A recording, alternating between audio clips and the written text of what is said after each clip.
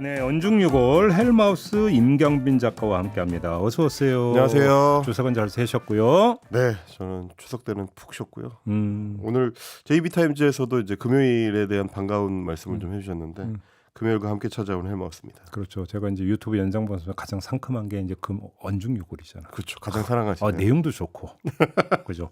그 다음에 주말이 기다리고요. 그렇죠. 네. 그러니까 우리 또 상큼하게 시작해 보아요. 알겠습니다. 네. 근데 그 전에 이야기할게요. 네. 저희가 이제 저희 시즌 중에 다음 주부터 이제 개편을 시작을 합니다. 네. 개편에 들어가는데 그동안 이 언중유골 같은 경우는 이지성 기자가 MBC 주말 이제 그 앵커로 가시면서 우리 헬마우스 임경빈 작가가 짝이른 외기르기가 돼가지고 네. 외로워하셔서 뭐 외롭기도 하지만 제가 혼자 감당을 하려니까 이지선 기자의 공백이 너무 크더라고요. 그러니까 그래서 저희가 또 짝을 찾았습니다. 그래서 다음 주에 우리 헬마우스 임경빈 작가와 함께 호흡을 맞출 네. 짝꿍을 소개를 할 계획이시니까 일주일만 기다려 주시면 네. 된다. 너무 반갑습니다. 네, 그냥 근데 지금도 취소할 수 있어요. 그냥 혼자 그냥 할래요? 그건 싫습니다. 왜? 뭐 이렇게 단호하게 얘기를 해요? 사실 이제 제가 한 30분 동안 계속 이제 1대1로 JB를 마주하면서 대화를 나누는 게 사실은 굉장히 좀 부담스럽긴 하거든요. 왜? 뭐가 부담스러워? 내가 얼마나 잘해주는데. 물론 뭐 그렇긴 합니다만은 저희 아이템 특성상 이제 편집국장님 앞에 서 있는 기자들 때가 있어가지고 다른 기자가 한 명 더 있었으면 좋겠다라는 생각은 좀 했습니다. 알겠습니다. 이제 그러니까 분산이다 이거지? 그렇죠. 네. 위험 분산? 그럼요. 네. 잘해줬는데. 갑자기 삐질려고 그러네. 네.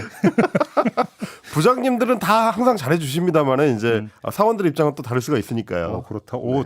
더 도발하는데 그냥 계속 더 할까 그냥 혼자. 네. 알겠습니다. 알겠습니다. 아무튼 다음 주 기대해 주시고요. 네. 자, 솔로 방송 마지막인데 대미를 장식을 해야죠. 네. 자, 첫 번째 얘기는 어떤 겁니까? 사실은 이제 제가 최근에 가장 관심을 많이 갖고 있는 이슈 중에 하나이기도 한데요. 공영방송 TBS의 앞으로의 길은 어떻게 되는 것인가 하는 부분들 우리 청취자분들도 궁금해하시는 분들 많으실 겁니다. 근데 그러니까 일단 우리 헬마우스도 이제 TBS 출연도 하잖아요. 네. 분위기는 어때요 지금?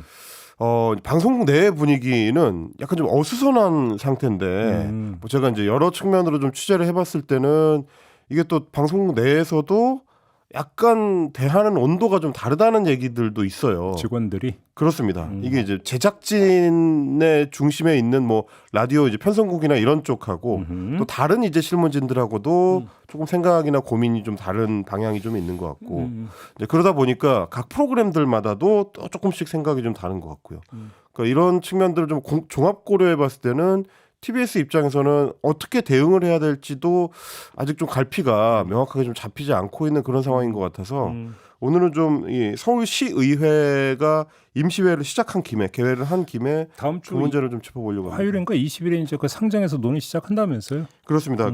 일명 TBS 폐지 조례안 그거에 대해서 지금 국민의힘이 워낙 좀 다수당을 차지하고 있기 때문에 과반이죠. 그렇습니다. 그래서 뭐 앞서도 이제 서울시의회에서 있었던 해프닝들 말씀을 해주셨는데 이번에도 뭐 여야가 대치하는 거는 물론이고 뭐 TBS도 여러 측면에서 이제 서울시의회의 대화 촉구를 좀 하고 있는데 이게 좀 원활하게 이루어지고 있는 것 같지는 않습니다. 예. 그동안의 일지를 좀 정리를 해드리자면 올해 좀 가장 TBS를 압박했던 건 아무래도 이제 예산안의 삭감이었습니다. 그렇죠. 지난해 연말에 이제 올해 예산안을 이제 55억 원을 삭감하면서 이 사안이 이제 시작이 됐는데 올해 5월에는 지방선거를 앞두고 오세훈 서울시장이 시선집중에 출연을 해가지고 TBS를 아예 이제 교육방송으로 전환하겠다라는 입장을 밝힌 게 화제가 되기도 했었습니다. 그러니까 방송국의 파장이 좀 컸죠. 그렇습니다. 방송사의 성격이 아예 달라질 수 있기 때문에 이 부분이 좀 파장이 있었고 그 뒤로는 감사의 연속이었습니다. 6월에 서울시 감사위원회가 TBS에 대해서 기관 경고 그리고 기관장 경고를 내렸고요. 7월에는 국민의힘 서울시의원 전원 그러니까 75명이 말씀하셨던 대로 이제 조례 폐지안을 접수를 했습니다. 의안 접수를 했고 지금 이제 논의를 시작하겠다는 입장이고 예. 8월에는 서울시가 집중호우가 내렸을 때 재난방송을 TBS가 제대로 하지 않았다. 그러면서 이제 감사에 착수를 한 상태고요. 9월에는 이제 국민의힘의 서울시 의원들이 김어준의 뉴스공장에 대해서 김건희 여사와 관련된 허위 사실을 유포했다면서 역시 마찬가지로 감사 요청을 해놓은 상태입니다. 네. 사실상 전방위 압박, 그러니까 예산과 감사와 조례안까지 전방위 압박이 이제 계속되고 있는 건데 20일에 문화체육관광위원회에 TBS 조례 폐지안이 상정이 되고요. 26일에 관련 공청회가 열릴 예정이라서 네. 지금의 흐름대로라면은 연말 전에 이제 관련된 사안들이 어느 정도 좀 이렇게 무르익어서 마무리가 될 걸로 보이는 상황이라 긴장감이 좀 감돌고 있는 그런 상황입니다. 이렇게 되면 폐지안이 통과가 되게 되면 TBS 재원의 현재 70% 정도를 차지하고 있는 서울시의 지원금이 뚝 끊겨서 방송사의 이제 존립이 위태로워질 수 있는 그런 상황입니다. 그러니까 이게 이제 그 서울시 의회에서는 아래 조례 폐지안이 이제 그 발의가 됐기 때문에 네, 이러면 아예 예산 지원 근거가 없어지는 거잖아요. 그렇죠. 그럼 이제 서울시의 예산 지원은 제로가 된다는 이야기가 돼요. 제로가 됩니다. 근데 지금 서울시가 내년 예산안을 편성하면서 이제 TBS 이제 잡아놓은 예산이 올해부터 한 100억 뚝 깎인. 그렇습니다. 근데 하여간 그렇다고 완전히 끊는 것도 아닌 걸로 지금 되어 있거든요. 그러니까 일단은 아직 이제 폐지안이 통과가 된 건 아니기 때문에 네. 편성을 하긴 해야 되니까. 그러니까 바로 거기서 이제 우선순위가 그럼 조례를 정말로 폐지할 거냐 말 거냐가 먼저 결정이 돼야 그렇죠. 그러면 예산 문제를 어떻게 할 거냐가 그 다음에 가닥이 잡히는 거니까 순서는 그렇습니다. 이렇게 되는 거잖아요. 근데 이제 서울시의 여당 입장에서는 투 트랙을 다 같이 가져가는 겁니다. 음. 조례 폐지안과 관련해 가지고는 압박 카드로는 이제 그만큼 강력한 게 없으니까 계속 좀 추진을 하는 와중에 말씀하셨던 것처럼 내년도 예산안이 올해랑 비교했을 때 한 88억 원 정도 삭감된 채로 지금 넘어온 상태인데요. 그렇게 되면은 작년에도 55억이 깎였기 때문에 올해 것까지 합치면은 거의 150억 원 가까이가 2년 전에 비해서 이제 삭감이 된 예산안이 됩니다. 근데 이제 문제는 그렇게 되면은 삭감된 예산안이 232억까지 떨어지게 되는데 올해 인건비하고 TBS의 기본 경비를 합친 금액이 295억 원입니다.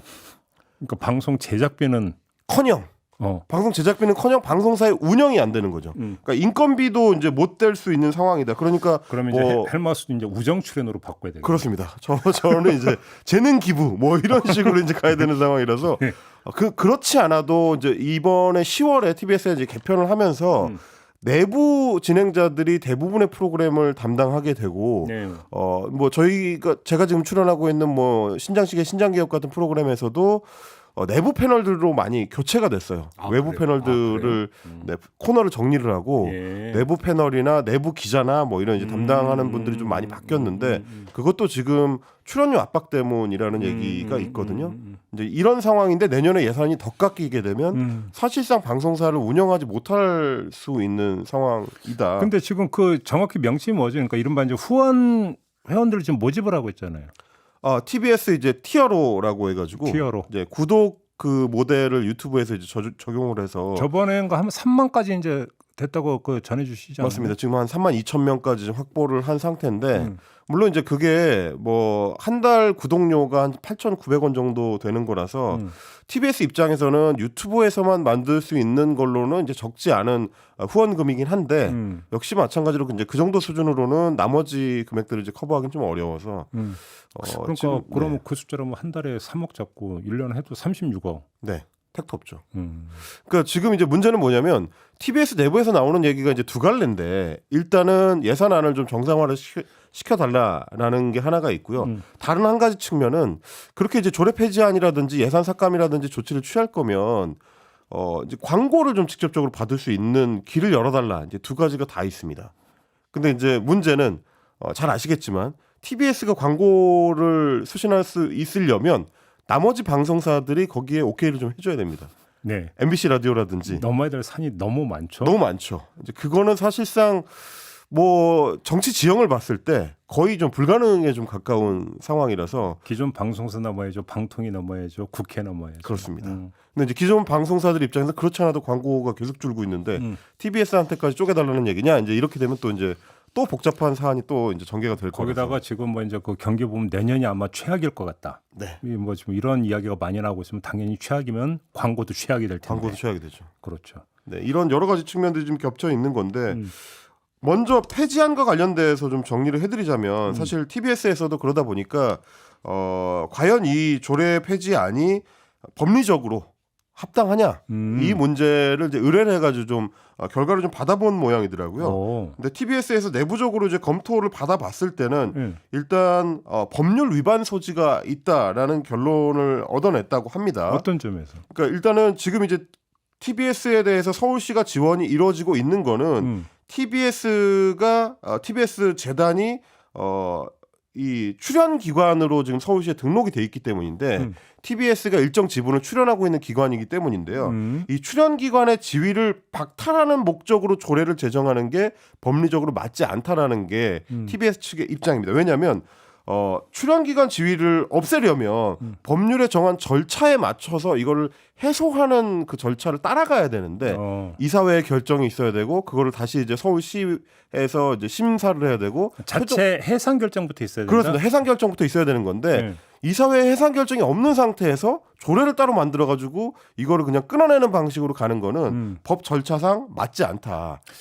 오세훈 시장이 어제 어떤 말을 했냐면 우리는 저기 뭐냐면 지원을 완전히 끊는 게 아니다. 네. 금액의 차이가 있다 이런 이야기를 했는데 바로 이걸 염두에 두고 좀 했던 발언이라고 봐야 되는 뭐 건가요? 그럴 수도 있을 것 같습니다. 근데 이제 뭐 과연 그게 이제 어떤 식으로 구체적으로 진행될지는 조례안이 그 뭐 성립이 되기 전이기 때문에 좀 이제 심사 절차를 지켜봐야 되겠습니다만은 여러 가지 좀 문제점들이 지적이 되는 게 폐지 조례안 부칙에 보면 2조 3조를 문제 삼는 분들이 많더라고요. 왜냐하면 부칙 제2조가 뭐가 돼 있냐면 TBS 직원들이 출연 기관이 아니게 될 경우에는 서울시의 출자 기관이나 다른 출연 기관에 우선 채용을 할 수 있도록 한다. 이 내용이 담겨 있는 거죠. 근데 이거는 헌법상 그 다른 사람들과의 평등 원칙 위반 소지가 있다라는 겁니다. 그러니까 우선 채용이 되면 그 후순위를 밀린 사람들이 문제를 제기할 수 있다. 문제를 제기할 수 있고 그게 이제 헌법성까지도 이어질 수 있다는 게 지금 문제 삼는 분들의 지적이고요. 예. 부칙 제3조는 조례가 시행되기 이전이라도 서울시장이 재단과 그 출연 자산에 대한 정리 준비 작업을 할 수 있다라는 게 들어가 있는 건데, 그러니까 미리부터 이거를 준비해 나갈 수 있다는 거예요. 근데 이렇게 되면 이게 그러니까 조례가 아직 그 성립이 되기 전인데 행정 절차를 시작할 수 있다는 전제가 되는 거라서 그렇네요. 이건 앞뒤가 안 맞는다. 이런 얘기들이 지금 나오고 있습니다. 그러니까 조례안 자체도 약점이 좀 많다 보니까 이게 설사 통과가 된다 하더라도 TBS가 요즘 이제 장안의 화제죠. 가처분 신청. 가처분 신청을 제기할 수가 있고. 효력정지 가처분을 낸다? 그렇습니다. 그게 이제 인용될 가능성이 높다는 좀 법률가들의 지적이 많은 것 같고요. 그게 아니더라도 이제 구체적으로 이 소송을 제기할 경우에는 역시 마찬가지로 과정 자체가 길어지고 싸움이 오래 갈 수가 있다. 그래서 그러면 예를 들어서 조례 폐지 그러니까 의결이 된다 하더라도 일단은 그 시행에 들어갈 수 있는 막는다 치더라도 그렇죠. 예산 편성의 문제로 또 별개 아닙니까? 그건 별개죠. 그러니까 이제 제가 아까 지적을 해드렸던 것처럼 이제 투 트랙으로 지금 진행이 되고 있는 거라서 TBS 입장에서는 그러면은 대안이 뭐냐라는 고민이 좀 있어요. 네. 이것도 역시 마찬가지로 내부 취재를 좀 해봤는데 결국에는 10월부터 본격적으로 예산안 심의가 들어가니까 이강택 현재 사장의 임기가 내년 2월에 끝납니다. 그러면 이강택 사장 입장에서 일종의 이제 빅딜을 제안할 가능성. 그러니까 10월쯤에 이강택 사장이 조기에 사퇴를 하고 예산안을 좀 원상복구로 시켜달라 이런 식의 딜을 제시할 가능성도 내부에서는 좀 제기가 되고 있는 것 같은데. 그럼 가능성으로 제기가 되고 있는 겁니까? 그렇게 해달라는 목소리입니까? 둘 다 있는 것 같습니다. 그래요? 솔직히 말하면 제가 뭐 여러분들한테 좀 물어보니까 이게 가능하다면 하고 싶다는 의견들이 꽤 있는 것 같더라고요. 그래요? 그러니까 예산 지키는 게 사실은 더 이강택 사장 입장에서도 이제 간단한 문제는 아니기 때문에. 근데 김어준의 뉴스공장은요? 그거는 또 이제 다른 측면이 또 있는 거죠. 그러니까 사실은 이게 연쇄적인 작용이거든요. 이강택 사장이 물러나게 되면 김어준의 뉴스공장이 버티기 좀 쉽지 않을 것이다라는 게 중론이고, 그러니까 이제 두 개 사안이 이제 묶여 있다가 되는 거겠죠. 어제 오세훈 시장이 했던 발언을 보니까 뉴스공장만 편파적인 게 아니라고 했던데요.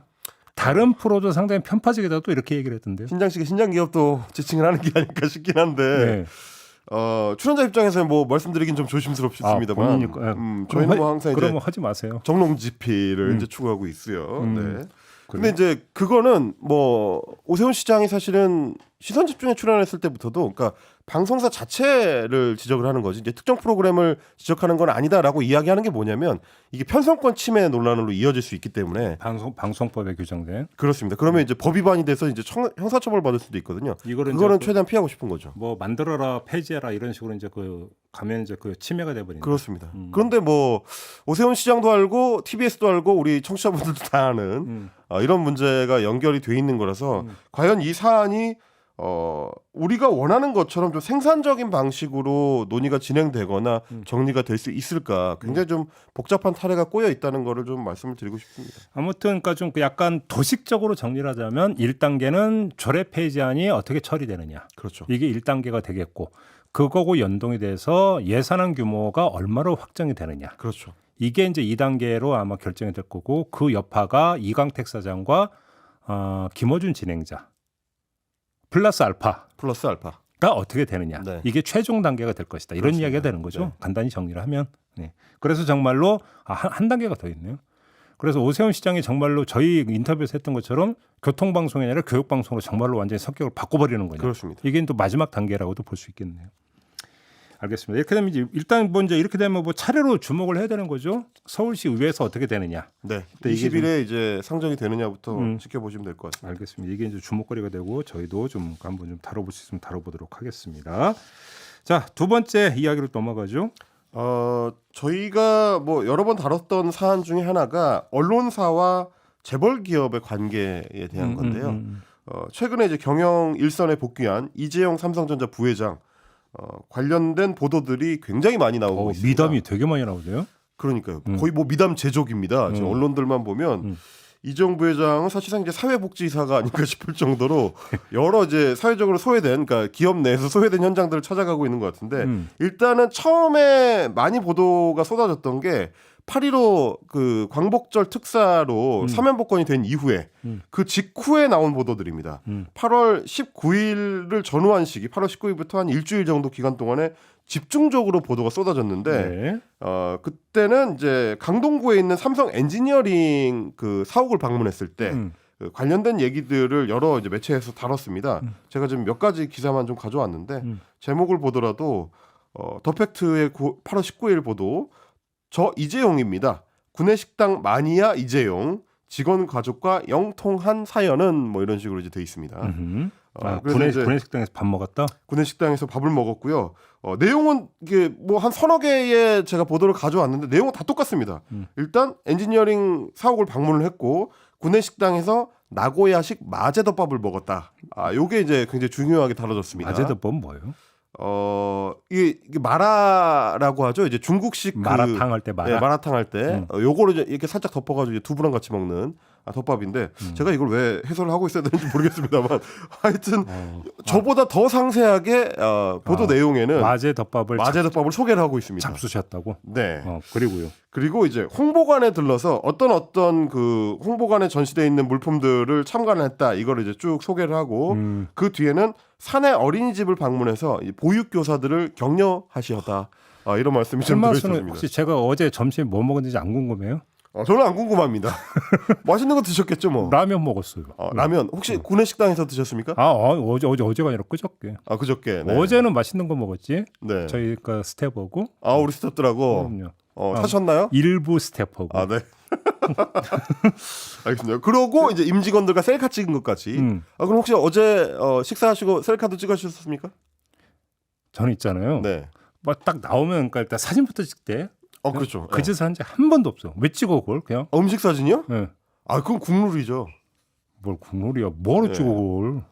이 식사 먹으면 없어지는 거. 식사 기록을 다른 사람과 함께 공유한다는 것은 우리 어떤 전통적인 맥락에서 보더라도 정약전 선생 이래로 이제 쭉 이어져 내려오는 전통이다. 저는 그 말씀을 좀 드리고 싶은데 어쨌든 저는 뭐 재벌 그 회장이 뭐 재벌 그 총수가 어떤 행보를 하느냐는 굉장히 좀 중요한 어떤 보도 가치가 있다고 생각하긴 합니다. 그럼에도 불구하고 그거를 어떻게 보도할 것이냐는 뭐 보도하는 기자들이 굉장히 좀 중요하게 고민을 해야 되는 지점이 있다고 생각하는데. 뭐라고 막 이렇게 마제덮밥 먹은 게 뭔 뉴스 가치가 뭐가 있어? 그러니까요. 마제덮밥을 먹은 거는 도대체 왜 뉴스 가치로 평가를 했는지를 그리고 또 하나 문제는 뭐냐면 이 내용들이 다 똑같다는 거예요. 그럼 이거 쉽게 말하면 언론 플레이 결과라는 거잖아요. 그렇죠. 사실상 보도 자료를 거의 이제 받아쓰기한 내용이 가깝다라는 건데 왜 그 말씀을 드리냐면 이번 추석 연휴 때도 또 이 사안이 반복이 됐는데 양산형 찍어내기 기사들이 똑같이 나왔습니다. 이번에는 이재용 부회장이 멕시코에 있는 이 삼성그룹의 이제 회사를 방문을 했을 때 네. 역시 마찬가지로 구내식 식당에 가고 직원들하고 기념사진을 찍고 격려를 하시었다. 뭐 이런 얘기들이 똑같이 반복이 되고 있어요. 이번에 이제 구내식당 갔을 때는 만둣국, 떡만둣국을 시식을 하셨더라고요. 이런 내용들. 떡만둣국 맛있는데. 네, 떡만둣국. 배고프네요. 하여튼 이게 진보 매체든 보수 매체든 경제지든 일간지든을 가리지 않고 네. 똑같은 내용을 양산형으로 만들어내고 똑같은 사진을 사용을 하고 심지어 구성도 똑같습니다. 똑같은 분석도 나오죠.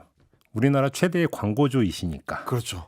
저도 똑같이 거기다 써놨는데 근데 저는 이제 되게 특이했던 게 이제 기사 몇 개를 찾아보다 보니까 제가 오죽했으면 캡처를 해왔어요. 조선일보하고 머니투데이는 기사가 지금 보시는 것처럼 사진도 똑같네. 헤드라인이 똑같아요. 구성이 완전 구성이 똑같지 않습니까?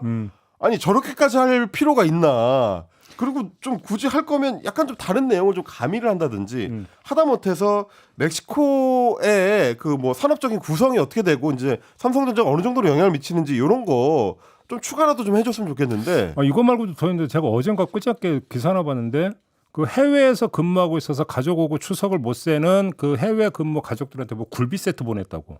네네네. 그거 봤어요? 그래서 가족들이 감격했다고. 그거 기사도 있던데. 그러니까 이게 과연 조선중앙통신인지 조선일보인지 잘 구분이 안 가는 격려하시었다 류의 이 기사들 좀 이제 반성이 좀 필요하다는 생각이 들었고요. 아까 이제 JB께서도 이 천편일률적인 미디어 비평이 결국 이제 광고주로서의 재벌그룹에 대한 의존을 보여준다라는 측면도 물론 있습니다만 최근에는 우리 어떤 미디어 환경의 변화 중에 하나가 재벌 총수와 관련된 기사가 심지어 장사도 잘 됩니다. 그래. 클릭수가 높아요? 클릭수가 높게 나오는 기사 중에 하나라서 이게 좀 문제가 되는 건데 물론 지금 이제 이재용 부회장에 대한 보도자료 받아쓰기 형식의 이 기사들 이거는 조회수가 그렇게 높은 편은 아니고요. 그러니까 이거 왜냐면 내용이 재미가 없어요. 뭐 엔지니어링에 방문해서 뭐 보육교사들을 격려를 하고 이런 내용은 크게 이 대중들이 관심 있는 사안이 아니라서 오히려 최근에는 재벌 총수들 중에서 인스타그램 같은 SNS를 잘 활용하는 정용진 신세계 부회장이라든지 최태원 SK그룹 회장이라든지 이런 분들의 SNS를 털어서 이게 뭐 제가 이제 주말에 냉장고 털이 하듯이 냉털한다 그러죠. 그런 거 하듯이 재벌 회장들의 이제 SNS를 털어서 기사를 쓰는 경우에는 조회수가 괜찮습니다. 그러니까 말하자면 좀 더 내밀한 어떤 사생활을 보여주는 쪽에 초점을 맞추는 기사들이죠. 그래서 최태원 부회장이 뭐 어떤 연어 초밥을 먹었는데 이게 일종의 그 이제 대한 음식으로서의 의미가 있다. 이런 걸 전하는. 그러니까, 연어 초밥이 대한 음식이라고요? 그게 이제 단백질 구성이 이 조합해가지고 만들어낸 이 연어 초밥이어가지고 대체 식품이라 그러잖아요. 대체 식품에 대해서 최태원 회장님이 높은 관심을 보이시었다. 뭐 이런 이제 내용이긴 하지만 어쨌든 인스타그램에 올라온 사진을 활용해가지고 재벌 회장은 이런 거 먹는다. 이렇게 이제 보여줄 수 있는 이런 맥락의 기사들은 조회수도 잘 나옵니다. 그러면 광고주와 기자와 독자의 니즈가 서로 다 맞아 들어가는 거죠. 이런 부분들까지 고려하면 재벌의 동정 보도라는 게 예전하고도 조금씩 좀 성향을 달리하는 측면들이 있다라는 부분을 한번 좀 지적을 드리고 싶었습니다. 일종의 공생이 일어나고 있는 거죠. 동정하니까 좀 다른 얘기인데 요즘도 그거 실리는지 모르겠는데 옛날에 신문 보면 본사 내방 손님 해가지고 신문에서 우리 신문사 찾아온 손님을 쫙 써. 그렇죠. 그거 본 거 기억나죠? 네네.